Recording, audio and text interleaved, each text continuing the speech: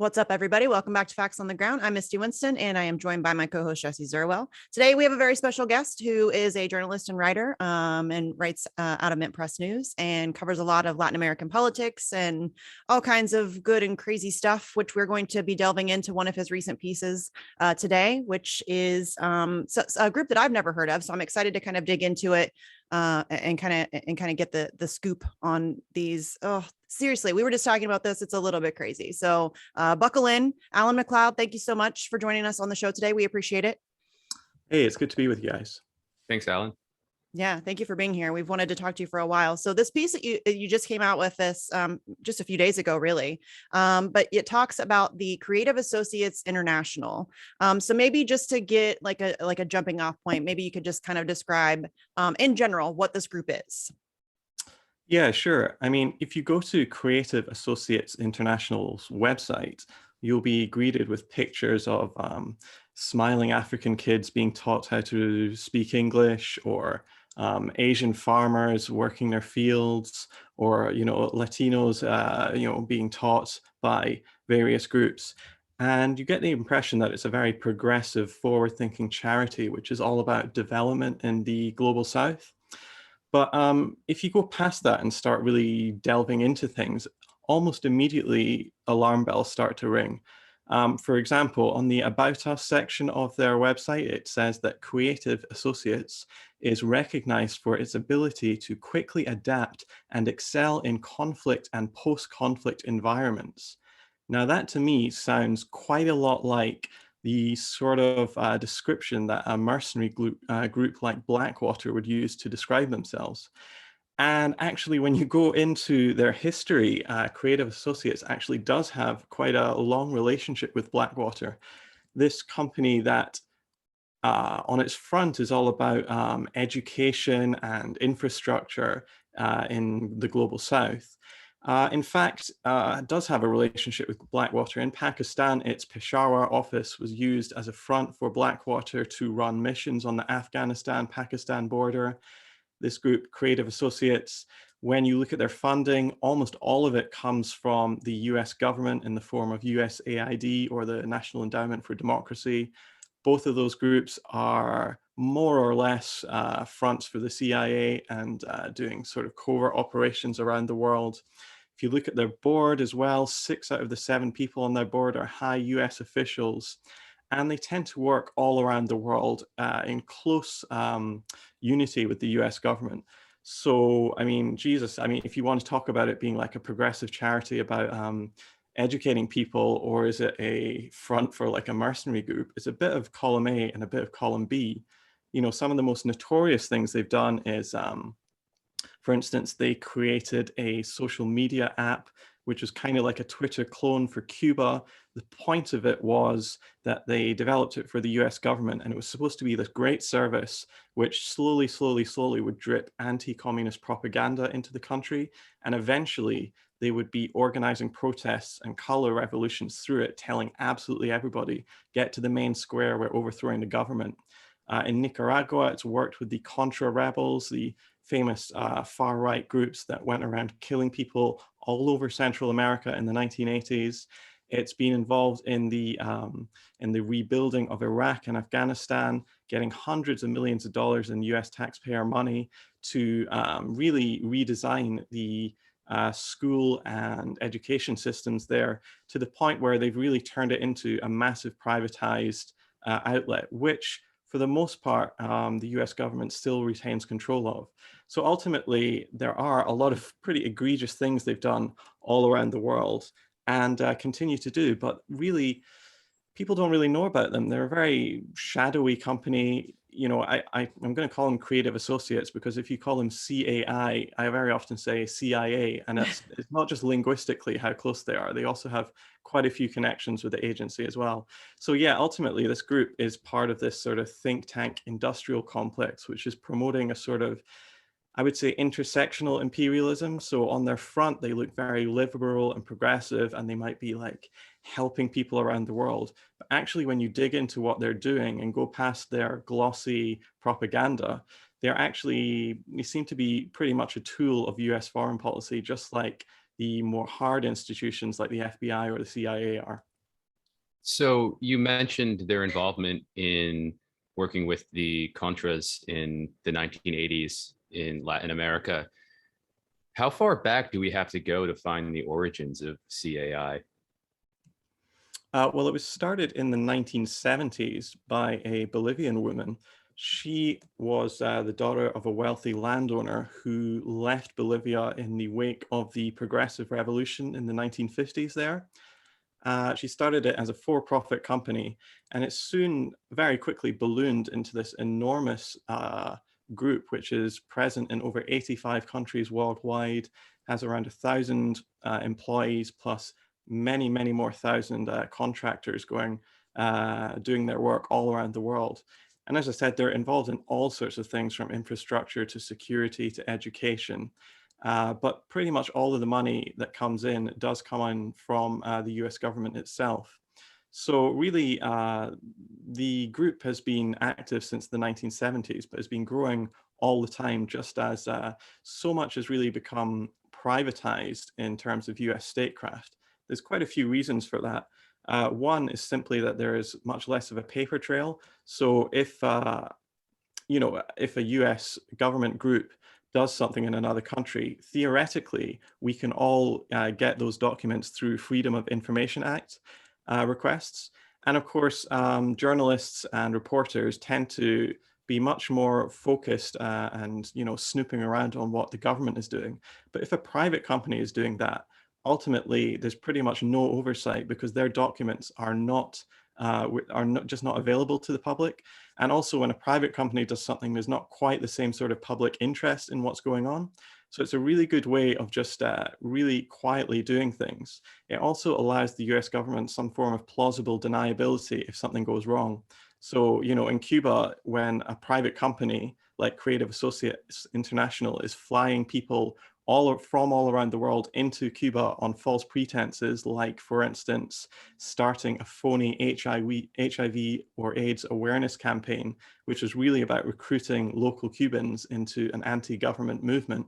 Or, for instance, when it's, supporting local Cuban rappers, supposedly to, create a much more open and pluralistic society. But in fact, what's going on is, again, there's just another regime change up. Using a private company allows the US government to kind of wash its hands of it and say, actually, this wasn't us, this was a private company, we didn't know what was going on. So there's quite a lot of uses and utilities for this group. But yeah, it continues to grow and pretty much outside of any public scrutiny. Yeah. And I think that with Afghanistan in the news recently, obviously, in your piece, I was reading through it and, you mentioned that a lot of their, biggest where they've been able to secure their most funding is through Afghanistan and Iraq. And what I found really fascinating is that in the piece you mentioned that they have been able to purge any mention of the past few decades of Afghan history or the Taliban from the textbooks in Afghanistan. So they're essentially controlling, you said that they're very into quote unquote education, but they're controlling the actual information that's being put into textbooks of other countries.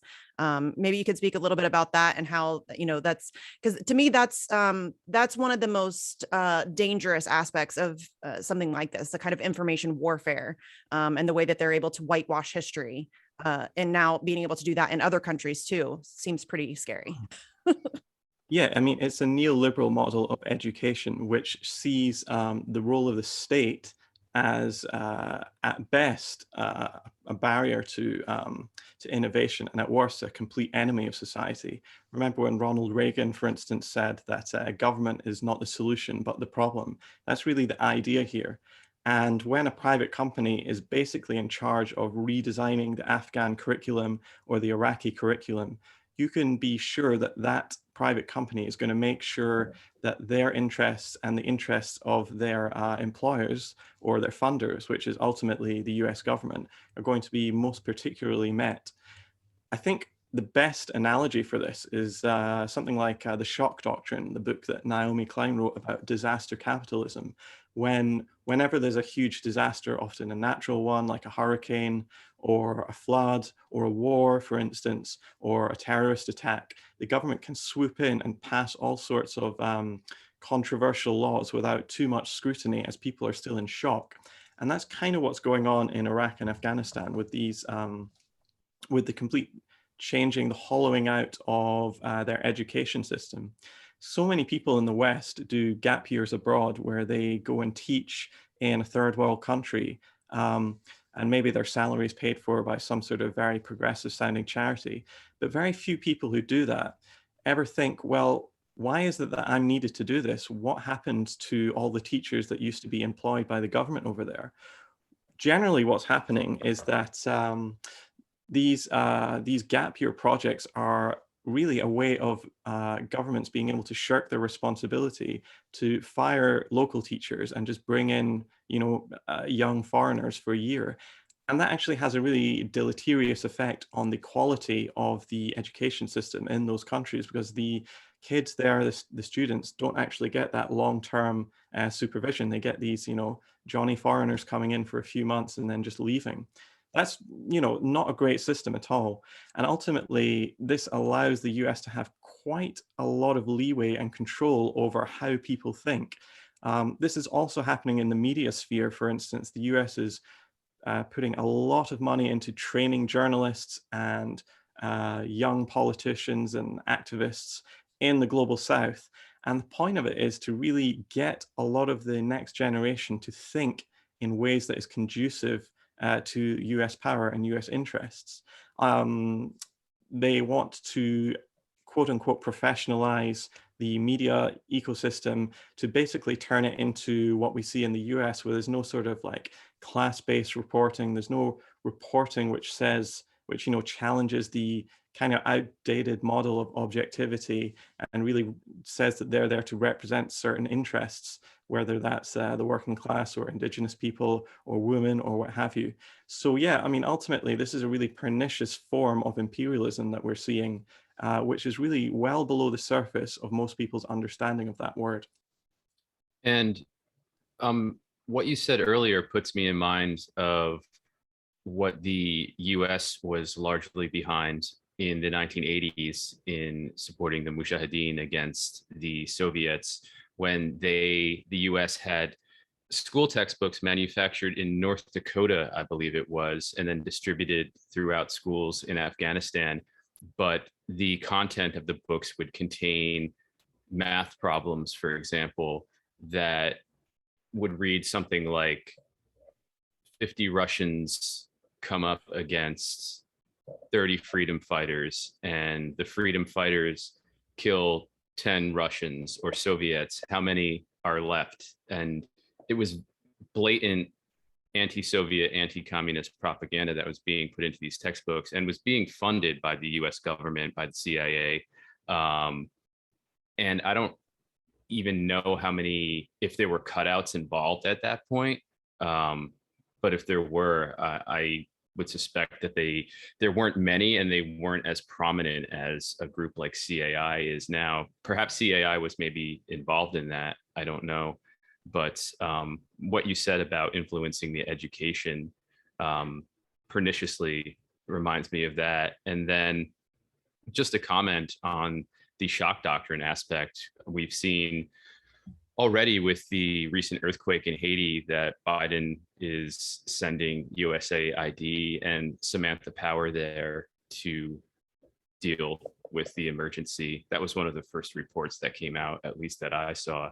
So it'll be interesting to see if CAI plays any part in that.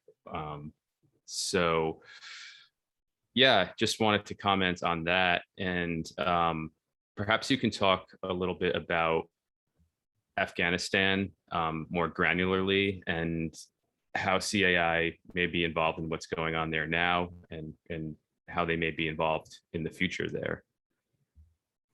Well, just on Afghanistan, who knows how CAI is going to be involved in their future, because it seems like right now, as we speak, the US is really hastily beating a retreat out of there with planes taking off all the time, absolutely filled to the brim with people.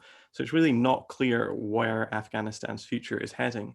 But yeah, as you said earlier, CAI was involved in the complete rewrite of the Afghan education system in the 2000s, where they just removed all mention of the Taliban and basically the last 30, 40 years of the country's history from the textbooks, which is just an extraordinary level of power to have. And ultimately, I think CAI is part of this kind of think tank industrial complex which is going on.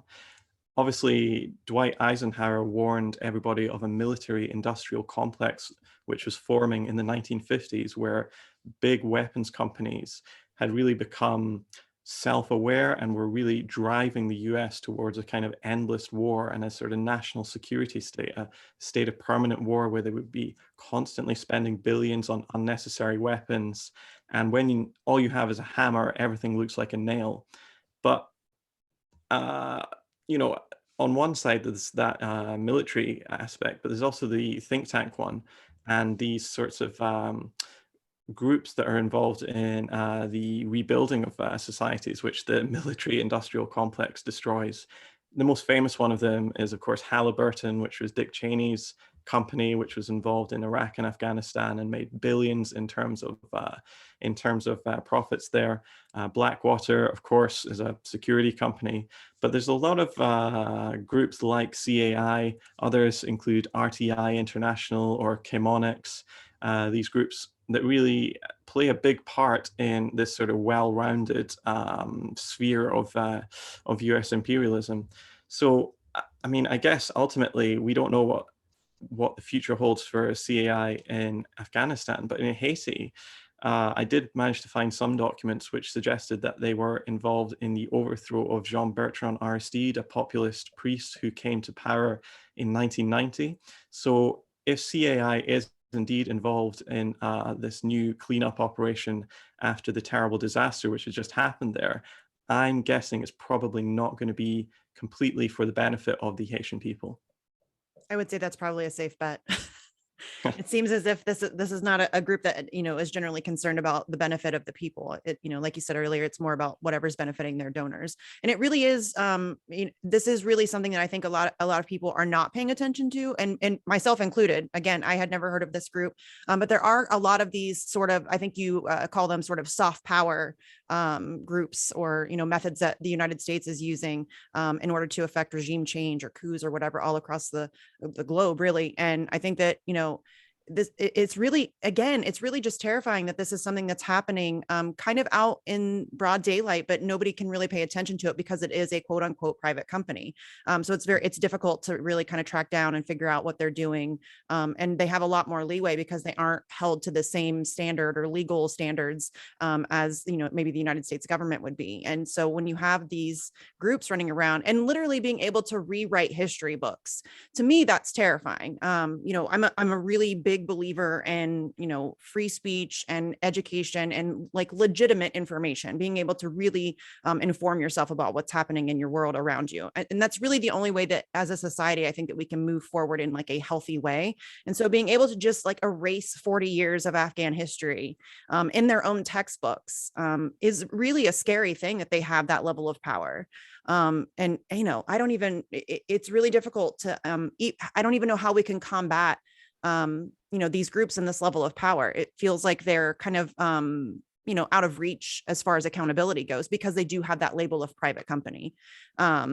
So yeah, maybe we could talk a little bit about, we mentioned it briefly earlier, the I don't know, the rap program, or I don't know what you want to call it, but the way that they used rappers in Cuba, for nefarious means, and trying to use the explosion of the popularity of rap in that country, to push an agenda. Because I think that that's really fascinating to me. I think that art, music and art has often been used against the people in this way, sort of. I think that they did it in the 60s and the 70s a lot with the hippie movement.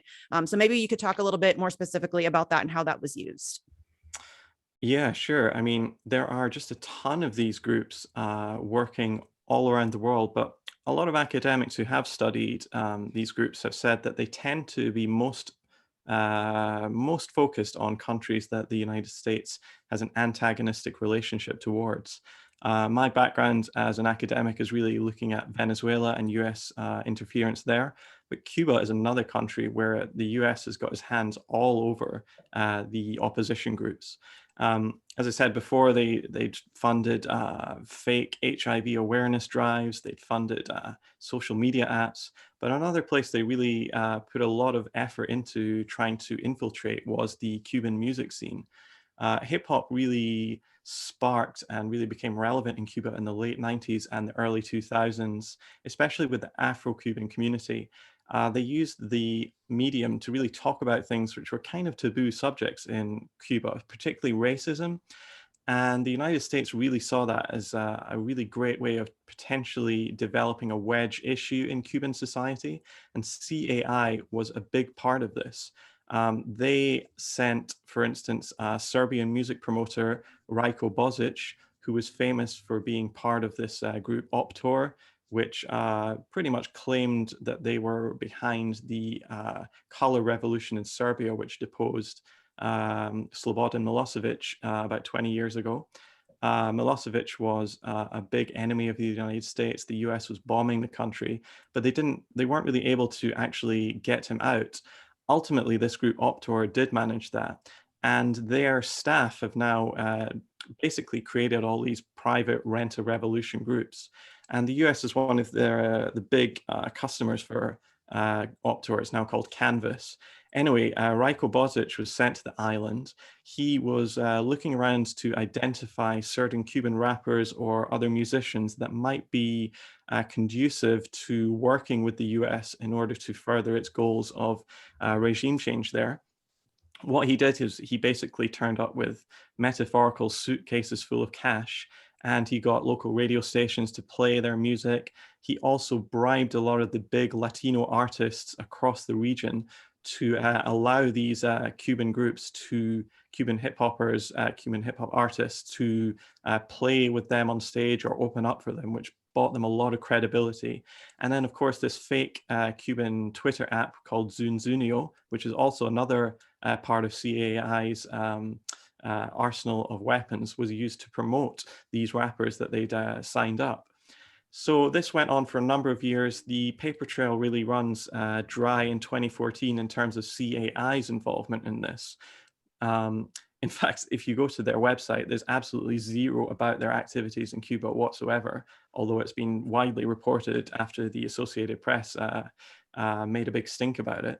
But certainly, even if you go to the USAID or the NEDU's website now, you will see live programs talking about how they are spending king's ransoms of money in terms of trying to empower local hip hop artists to be catalysts for social change. Now, I think if you read between the lines, I think you can kind of see what that means. And then, of course, earlier this summer, we saw a huge kerfuffle in Cuba, where big protests were led by these Cuban artists who were clearly working with the US government. A lot of their music is getting retweeted by people like Samantha Power or John Bolton. Now, I don't think those people are really like super into the Cuban hip hop scene. So clearly there's some sort of coordination going on there. Ultimately, these protests totally fizzled out within a couple of days. Even as the weight of the US government, even Joe Biden was telling people to get out on the streets, but ultimately it didn't really result in very much at all. But clearly these groups are fraternizing at the very least with the United States government. And this is really, one thing that really strikes me is that the US is really hypersensitive to any sort of foreign interference in their election. We've spent years talking about how Russia apparently interfered with the 2016 and 2020 elections, or perhaps even China. But everything that Russia is accused of doing doesn't amount to even 1% of what the US is doing in Cuba and Venezuela and other countries around the world that it wants to see regime change in. And this stuff is just not talked about because our media is ultimately either uninterested or unwilling to talk about it because they are funded by the same big corporations and have the same close relationship with the US government that CAI does. Yeah, it was interesting to watch some of it was self footage on cell phones by some of these musicians, how in the messages they were putting out there, how they had bought into this program wholesale, almost without question. And there was very clearly a class aspect to it as well, because these musicians, a lot of them are well paid. They're not, involved in social circles with the common people, for lack of a better term. And so pretty clearly they were ripe targets for this kind of, soft power attempt at counter revolution.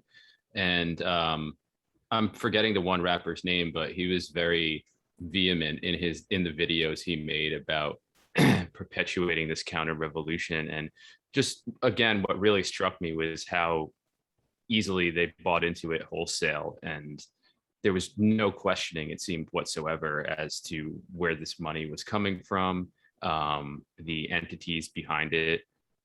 So I'm not even sure that they understood themselves what they were participating in, even though the information was there if they cared to look a little bit. But as far as the funding goes for CAI, you mentioned in your piece, and you mentioned earlier that 6 of the 7 members on the board are senior US state officials. Can you detail that a little bit more? Do you have names of some of these officials or all of these officials? Yeah, they're pretty open about it. If I just open up the link I linked to in that article, yeah. So like for instance, we've got officials. I hadn't actually heard of any of these people, but for instance, David Rodriguez. He is a former commander of AFRICOM, which is the U.S. military in Africa. He was also deputy commander of US forces in Afghanistan, and he retired from that to become a consultant at CAI. Nisha Desai Biswal was the US Assistant Secretary of State for South and Central Asia. She worked at the USAID. Andrew Natsios is the former head of USAID as well. He's on Creative Associate International's board. We've got other people, for instance, the mayor of, it wasn't the mayor of Washington, D.C., but it was basically a mayor in the D.C. area. And then we also had the former US ambassador to Fiji and a couple of other countries. So really, we're looking at a very elite level of participation in these groups. Yeah, I mean, one other thing about CAI is that, of course, in these poor countries like Cuba, Cuba is a very economically poor country. And so a few $1,000s really goes a long way there. And ultimately, you can turn heads. As you said, a lot of people participating in some of these workshops and groups really are not quite sure where the money's coming from. And that's led to a sort of culture in Cuba of a slight level of justifiable paranoia. So whenever anybody is, going into any sort of social group, there's always that thing in the back of their head thinking, where is this money coming from? Is this a regime change up? You just don't know, because this is quite a long story, actually. I mean, there's a great book by Frances Stoner Saunders called The Cultural Cold War, and she goes into detail about how for the most part of the Cold War, so the late 20th century, the US government was sponsoring all manner of artists, whether that's musicians, painters, writers, etc., to travel around Europe. A lot of these people didn't even know where the money was coming from. But the point was, in the US government eyes, to show Europe and any other relatively rich country in the area that capitalism could offer this great cultural bouquet of delights, whereas communism was this cold gray thing. And so ultimately, it was this soft power idea that you should stick with the US. And, this sort of thing continues to this day. Yes. Yeah. It really does. Art is often, I mean, it seems, like you said, maybe justifiable paranoia, but I think that art has always been used as a method of propagandizing populations to a certain degree. I think that there's a level of what's allowed to become, quote unquote, popular, that sort of thing. So, I mean, it's really kind of terrifying, the level of influence and power that groups like this are able to have. And it's really covert. It's not like an in your face, obvious level of propaganda. It's a very covert, and I don't know, all of that stuff just really, it's really frustrating and terrifying, because they're so easily able to control and manipulate like you said earlier, kind of the way that people think. and that's scary when you have these people who, like, they're unnamed, unknown, faceless entities that are able to manipulate thought processes of entire populations. So that's really kind of scary. But yeah, you mentioned that you have covered a lot of stuff in Venezuela. I don't think anybody will be surprised after listening to us speak here so far that CAI supports Juan Guaido, and is not a fan of Nicolas Maduro. So maybe we could talk a little bit about their influence in what's going on in Venezuela, because I think that that's been kind of the U.S. has sort of ramped up their attention that they're spending on Venezuela, and really in other countries too. But I think that specifically Maduro has been kind of made an enemy number one, or top five of the United States government recently. So what sort of influence does CAI have in Venezuela? What sort of things did they do to accomplish goals for the United States government there? It's very difficult to answer that question. And the reason is because if you try, and I have been for years, FOIAing various American organizations to try to get names, dates, and figures for what they're doing in Venezuela, they will just flat out deny it. So if you go to somewhere like USAID or the National Endowment for Democracy, they will tell you that we're doing these projects in Venezuela, which result in this amount of money, but they will never, ever give you any names of the people they're working with, how much they're giving, and what is the actual scope of the operation. And I think the reason is, well, the reason they give is that, the Venezuelan government is so authoritarian that they probably imprison or kill any of the people that we work with. And so we can't give you the names and the dates or the figures. But I think in reality, every time anything comes out, it always makes the US government look bad. There was an American attorney, Eva Gollinger, who wrote a book called The Chavez Code, Cracking US Intervention in Venezuela. That came out in, I think, about 2008 or so. She managed to get a lot of figures from the NED and USAID and certain documents, which proved that the US government was almost certainly, at least a 99.9% chance, intimately involved in the coup against Hugo Chavez in 2002. We know for the very least that the US government and all its agencies knew that the people they were funding and supporting were about to launch a coup in early April in Venezuela, where they would fire on street demonstrators and then blame the government for that, and then use that as an opportunity to get generals that they knew to overturn the government. Now, the US government knew that, and when that exact situation happened on April 11th, the Bush administration immediately came out and said, oh, the Chavez government is shooting demonstrators, and we have to stand with this new government that's just come out, even though they knew that that was going on. And then the people, when that coup was overturned in just 48 hours by a massive uprising from the people, the Bush administration continued to fund exactly the people who had organized and orchestrated this coup. In fact, their funding went up 16-fold in that time. So it's absolutely clear that the US government is behind a lot of the unrest in Venezuela. Virtually every politician in the country that is critical of the government has at some point been approached. And most of these organizations, these NGOs that are working in the country, are taking money that ultimately comes from Washington. And that makes it extremely suspect, where there's a completely disloyal opposition in the country, which doesn't see the routes to power coming via electoralism, but in fact, via street protests or an armed coup. That leads to a situation where it's very difficult to even talk about democracy in a country where there's this enormous amount of interference going on daily, because ultimately the US hasn't, even for one day, stopped in its attempts to try to overthrow the government there. And so, yeah, I mean, ultimately, when we talk about foreign interference, we think about Russia and the US, but we should really be thinking about the US in Latin America and many other countries around the world. And you mentioned that CAI is still backing and funding Guaido. What are they backing him for? Because he's essentially useless now, as he very much was from the beginning. Anybody who was paying attention critically could see. But why are they still hanging on to him? Well, just a slight correction. The US is funding and backing Guaido. I don't know if CAI is. They're certainly talking. Okay. They're certainly backing Guaido, but the US, yeah, for sure.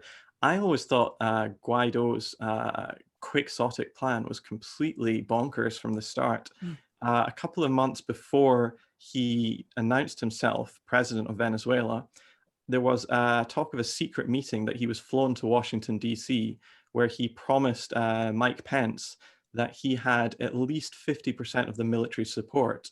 And so that it seems that Mike Pence just bought that on face value. And so the US government went along with it.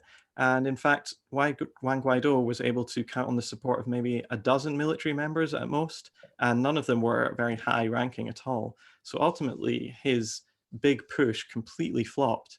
But the US has continued to support him for reasons I'm still not quite so sure of, because frankly, if I was a CIA Mandarin in DC, I would be looking at Juan Guaido as this extremely unpopular figure who the vast majority of Venezuelans, when polled, will say is completely detestable. Some polls have shown that he has single-digit support. He can't really go out in public because he's constantly just pelted with rotten fruit and like has his vehicle kicked by like enraged people. And the reason for that is because he supports all these sanctions, which are destroying the quality of life for Venezuelans across the country. There was a United Nations special rapporteur who visited the country, Alfred de Zayas, and he estimated that 100,000 people had died because of these sanctions. And so they're completely hated across the board, even if there's obviously a very large contingent of people in Venezuela who despise the government, but very few will actually sign on and say, yeah, we like the sanctions, because it's so obvious that the sanctions are one of the crucial and key aspects that are destroying quality of life for the entire country. So yeah, ultimately, I'm surprised that the US has continued to back Guaido. I would have thought that the Biden administration could have come in and come for a more sort of conciliatory way of dealing with the country. But ultimately, they appear to be going very much along the same line as Donald Trump. And I don't think it's really going to get them very far. No. And Yeah, I often wonder if, I'm sorry, Jesse, go ahead. I was just going to say it's always interesting to look at Google or Wikipedia's description of people like Guaido. So on Wikipedia, for example, he's listed as a Venezuelan politician, a former member of the Social Democratic Popular Will Party, and federal deputy to the National Assembly representing the state of Vargas. On 23 January 2019, Guaido and the National Assembly declared he was acting president of Venezuela, starting the Venezuelan presidential crisis by challenging Nicolas Maduro's presidency. What's interesting there is that for a while, when it was clear that the effort to install Guaido had failed, which wasn't long after January 2019, Google at least, and I think Wikipedia as well, they for a while had changed his position title from acting president to something else, some kind of stand-in position, it sounded like. And now it seems like they're back to the acting president charade. So just an interesting sort of, misinformation, disinformation campaign, if you will, that's going on there. Just for, people who use Wikipedia or who rely on Google's description of things for what's happening in places like Venezuela. In Time magazine in 2019, when they did their person of the year, you get to go and you can vote. They have I don't know how many nominees they have to initially start with, and then people can go and vote for whoever they think should be person of the year. But they listed I just totally blanked on his name. Bolivia, help me. What's his name? Evo Morales? Nope. Who am I thinking of? They would never do that. Janine No. Anya? I don't know who I'm. No, I don't know why my mind just went blank. Like super authoritarian. Why did my head just go blank? Super authoritarian. Bolivia or Brazil? Brazil's one thing. Sorry. Bolsonaro. Yes, thank you, Yeah. Bolsonaro. Yes. But so they listed him as president of Brazil, and they listed Maduro as authoritarian leader of Venezuela.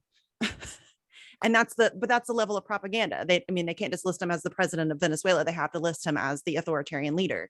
But Bolsonaro, who is like a legitimate fascist, is just the president. And it's, this just obvious propaganda game that they push forward. And it's, but I often, you mentioned earlier that it's curious why they still continue to back Juan Guaido. And I wonder if it's just, that the empire can't admit that it was wrong, or that this was a bad plan, and it's like this level of ego where, well, we're stuck with this guy now, we got to keep pushing forward. I can't believe that they're still, you're right, I can't believe that they're still at least like trying to make this guy a thing. It's really silly. It is really silly. I mean, I guess there are just no consequences for the US getting it wrong. What negative consequences have they had except, some bad press inside Venezuela? But frankly, I think after 20 years of socialist rule, probably the vast majority of people in that country have already made their mind up about whether they stand on the US. One thing I should have said earlier is actually Guaido has a long history of collaborating with the US. In 2007, he was a student leader of these protests. It seems that it was extremely likely that he was actually trained by this Serbian group I mentioned before, which eventually became called the Canvas Network, which was all about trying to, show people all around the world how to do revolutions in the same sort of way, very much along the lines of the Arab Spring. Guaido then went to somehow seem to get a scholarship, I think, at an elite university in Washington, D.C. So I don't know how that happened. And he was kind of flown back to Venezuela, where he became like this leader of this far right party called Popular Will, which if you read US corporate media is constantly described as center left or even socialist sometimes. He's been presented as being to the left of AOC on a lot of things, which is utterly ludicrous when you look at his his policy positions and his party's stated goals. On Wikipedia, I just want to point out, Jesse, that, obviously Wikipedia is great for certain things. Like if you want to find out the date of birth of Abraham Lincoln or how many hits Barry Bonds got in 2001, fantastic source, fantastic. It will give you the information immediately.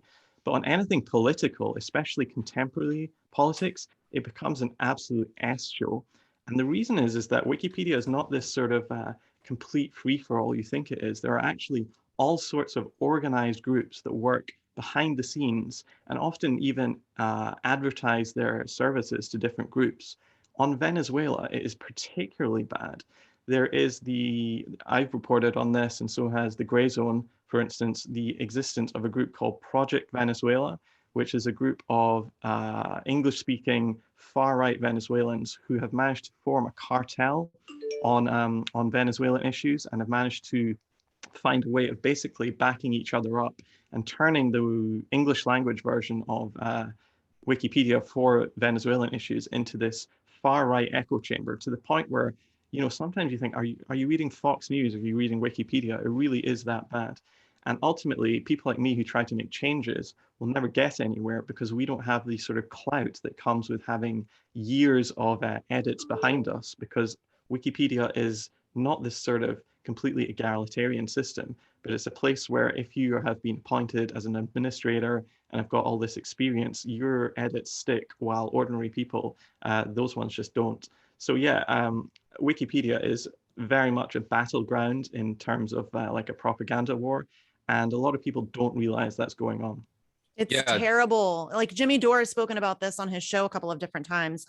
His Wikipedia page is garbage. It trashes him, and he can't even like Jimmy Dore can't go and edit his own Wikipedia page to correct it, which is fascinating to me. But there's like this hierarchy of editors that are allowed to make changes on Wikipedia pages, and it really is become like a propaganda machine. And it's, to me, it's dangerous because I think that most people like that run in our circles and we all understand that Wikipedia is not a legitimate source, but I think that a vast majority of the public thinks that that's a reasonable place to go and find information, and it's not. And it's, if you look at the pages of Hillary Clinton, for example, or Ariel Sharon, they're completely sanitized to make these people look like benevolent, intelligent, thoughtful, successful elder statesmen and women. And as people like us know that's not the case, but it comes down to narrative control again. And it's related to what we were talking about earlier with the textbooks that, not just sanitize and whitewash history, but erase whole parts of it. So I'm not sure there's even mention on Ariel Sharon's page of his overseeing of the Sabra and Shatila massacres during the Lebanese Civil War.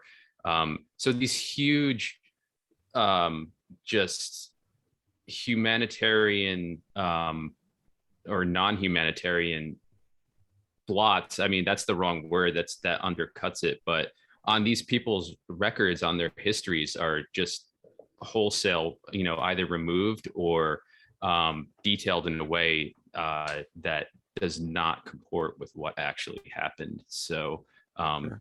yeah, all of which is to say, again, that Wikipedia and Google are quite useful tools in training oneself to identify propaganda. Yeah, I mean, the most blatant example of this on Wikipedia is this user, Philip Cross. I'm sure you have Mhm. come across him.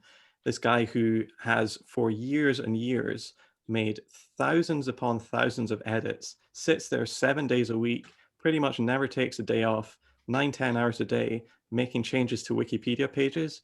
And a very special subject area for him is kind of anti-war journalists. So pretty much everybody on the political left, the people we've been talking about, journalists like Max Blumenthal, politicians like George Galloway, will have had their Wikipedia articles, I don't want to say attacked, because maybe the stuff is correct technically, but certainly there's an emphasis placed making these people sound crazy, sound kooky, sound like they love dictators or whatever.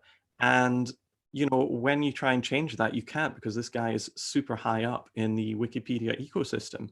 But ultimately, a lot of people think that the amount of work he does suggests that it can't actually be a single human being, because this human would have probably died from like overwork and exhaustion. So it's really a complete mystery who this is. And even when this is brought to the attention of people like Jimmy Wales, who founded or co-founded Wikipedia, nothing seems to be done.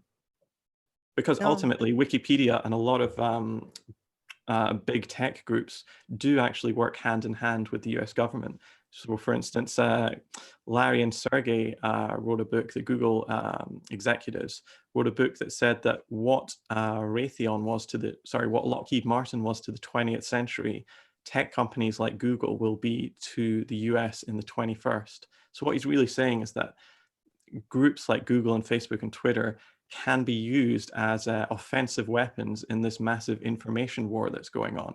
And it's weapons that the US government alone can use, and not foreign governments at all. Right. And we see it all the time now with Twitter, with Facebook. And what's particularly glaring is that Facebook, for example, makes no bones about partnering with the Atlantic Council. And the Atlantic Council, of course, affiliated with the Atlantic magazine, which is basically like its print mouthpiece. So I think it's frightening, because a lot of this was once done behind the scenes, and now it's in our faces like so many other things. And it's not like there's no attempt to even hide it anymore in a lot of cases.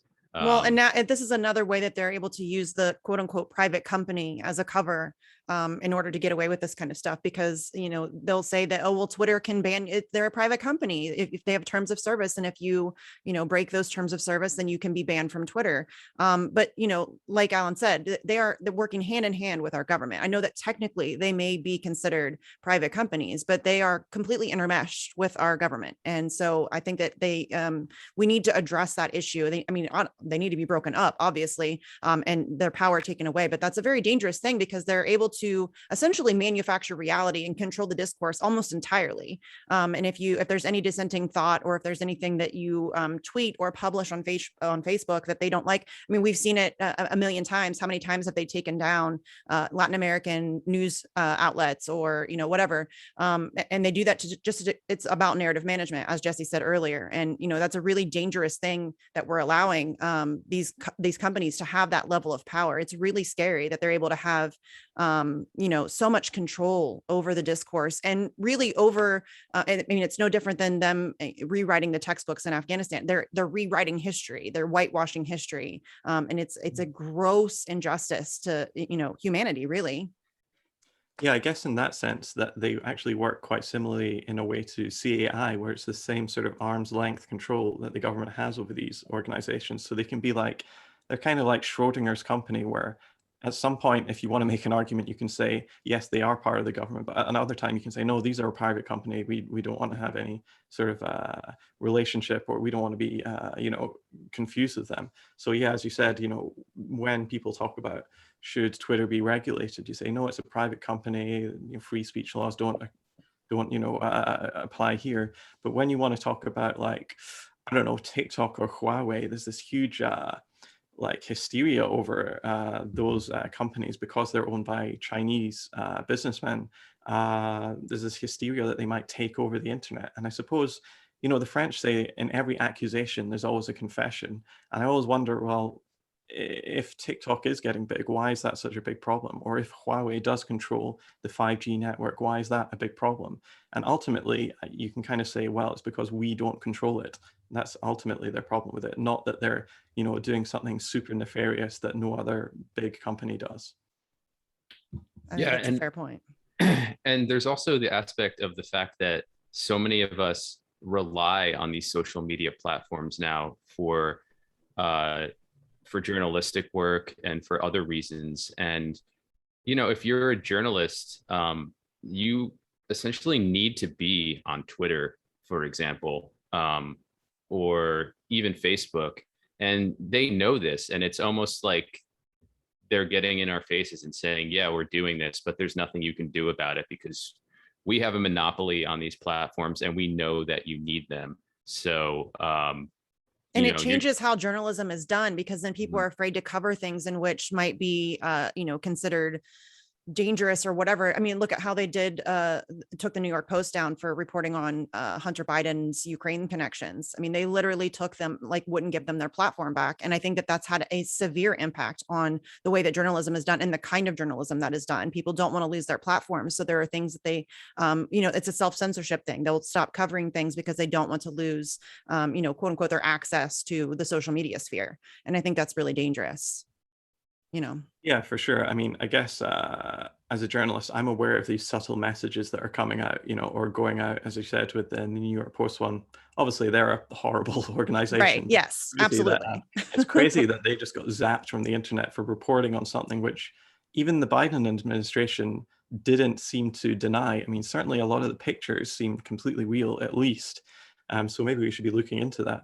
But yeah, I mean, certain decisions made by these companies do send out a message to people. So for instance, when Nafiz Ahmed or when Nathan J. Robinson are both fired from The Guardian for criticizing Israel, or even just making a joke about them on Twitter, which was, clearly made in jest, that does send out a message to other journalists to say, I won't touch this. Or just like the hysteria over conflicts in certain Middle Eastern countries, it does make you think, well, I don't know enough about this to touch it, so I'm just going to, sit on the sidelines for this. And that really is ultimately a really bad thing for a pluralistic, open society where you do want a whole range of views being heard. Because ultimately Google is not helping in that. In fact, it's hindering that by changing its algorithms to promote more establishment sources and demote and derank and delist, and in a few cases delete more alternative voices. And so ultimately the internet, which was this thing which we were all hoping would set us free and have a great, fantastic effect on freedom of speech, has ultimately had the opposite effect. And there's a lot of negative ones. In addition to that, like for instance, sending us all into these little bubbles where we're all talking to each other and not talking to anyone else. So yeah, I mean, ultimately, when people talk about the rise of the internet, there have been some positive things, but ultimately, I'm not sure it's a net positive for humanity. It's not that clear. I don't think it's that clear either. I think it's very much up for debate. I think it could have been. I think that it has been kind of turned against us. I think that those in power, it sounds very conspiratorial when you say something like that, those in power or whatever, but I think that they've very much figured out the impact and influence of the internet and social media, and they've managed to, at least they've figured it out. I don't know that they've managed to harness it completely yet. I think that they're very much working towards that. Twitter just the other day announced that now you're going to be able to report posts for being quote unquote misleading. And, that's going to, everybody knows that that's not going to apply to Joe Biden when he lies to us about another war, or, any other various blue check, government officials. Those people will never be deplatformed or taken down for misleading people, but they'll, that will be always go after people who dissent, and always be, that's how they've always done it. And I think that they're figuring out the best method in which that they can, kind of rein in the power of social media and of the internet. And it's sad, because it could have been, a really kind of democratizing force. It could have been like a really open exchange of ideas that, everybody claims to care about and everybody claims to want. We want the free market of ideas, but really in practice, I don't think a lot of people are really all that interested in that. So Sure. Yeah, I mean, sad. obviously, oh, go ahead, Alan. Sure. I was going to say, obviously, I don't want misinformation to rule, and it would be great if we could have better information going out there. But ultimately, when these private companies that are kind of half connected to the US government are involved in this, that is, quite a worrying aspect, because it's like, well, why do we give these people in Silicon Valley the power to decide that? Yeah, I mean, and also when we talk about fake news and misinformation, I think as somebody who, worked on this in an academic setting, I think we really have to go beyond the idea of fake news as something that is merely the purview of Macedonian bloggers writing on Facebook, or Georgian teens putting stuff out on Tumblr. The most pernicious and most negative fake news that's happened in the 21st century has not come from those people. It's come from groups like the New York Times and CNN, when they talk about how Iraq is full of weapons of mass destruction. And, kind of the suggestion is we have to go and, bomb those countries and invade. And we've seen what happens. It leads to decades of war where millions of people are killed and tens of millions of more have had their lives destroyed. But there's ultimately no consequences for groups like CNN or the New York Times, or even politicians that lied us into those wars. In fact, they're getting promoted by these very systems that are talking about trying to combat fake news. And in fact, a lot of the journalists there, some of them who were even involved in this sort of stuff, are now the arbiters of what is real and what is fake on the internet. It's an absolutely crazy upside down world we're in. Yeah, I'm just scrolling through my phone here because I have a screenshot somewhere. I can't find it, but it's from the LA Times, and it's with regard to Ukraine, and something about when Zelensky took office, that there was completely unsourced and unfounded, but this LA Times piece made claims that there was meddling involved in getting Zelensky into power, I believe it was. And, there was no pressure put on the LA Times to retract that or to correct that.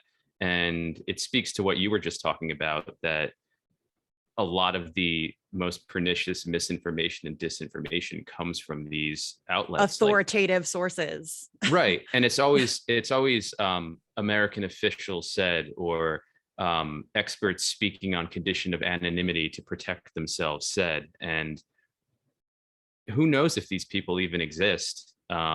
So yeah, I was trying to find that example. It was a little while back, but it was kind of just a blip on the radar too. It came out and I was like, if this is true, or if this is another, if this is like a spin-off of Russiagate, this is something that particularly investigative journalists should be delving into. And then it just seemed to disappear, I think, because factually there was no backbone to it. But Russiagate's another great example. I mean, we spent 4 or 5 years hyperventilating over Russian involvement, in which, I mean, listen, did Russia try to interfere in our election? Probably. Did a dozen other countries also do the same? Probably. Do we interfere in literally everybody's elections all the time? Yes.